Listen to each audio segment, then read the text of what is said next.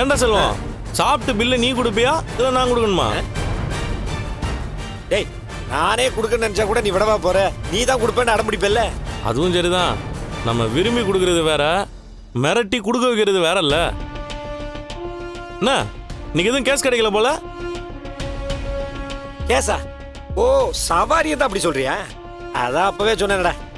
இன்னைக்கு என்னன்னு தெரியல, காலையில இருந்து சவாரியே வரலடா. சவாரி வருதோ இல்லையோ, சும்மாவே கேஸ் போறவங்க நிறைய பேர் சுத்திட்டு இருக்காங்கடா. அதுவும் சரிதான்டா. அன்னைக்கு கூட நான் பாட்டுக்கு போயிட்டே இருந்தேன், ஏன் வண்டியில போக வருதுன்னு பிடிச்சி ஃபைனை போட்டாங்க. ஏண்டா வண்டியில போக வராம பின்ன நகையா வரும்? சும்மா காசு பறிக்கணும்ல, அதுக்கு ஏதாவது காரணம் சொல்லணும்ல. அதான் யார சொல்ற?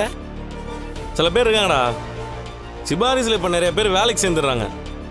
அவங்களால நேர்மையா வேலை பார்க்குறவங்க இருக்காங்க பாத்தியா, அவங்களுக்கு தான் கெட்ட பேரு. என்ன பண்றது, ஒழுங்கா படிச்சு பாஸ் பண்ணி வந்திருந்தா தெரியும். நேர்மையா படிச்சு பாஸ் பண்ணி வராங்க பாத்தியா, அவங்களாம் எப்பவுமே நேர்மையா நடந்துக்குவாங்க. இந்த அடாவடி பண்றது, சொந்த பகையை வச்சு கேஸ் போடுறது, இவங்கெல்லாம் ஒழுங்கா படிச்சு வராதவங்களா தான் இருப்பாங்க.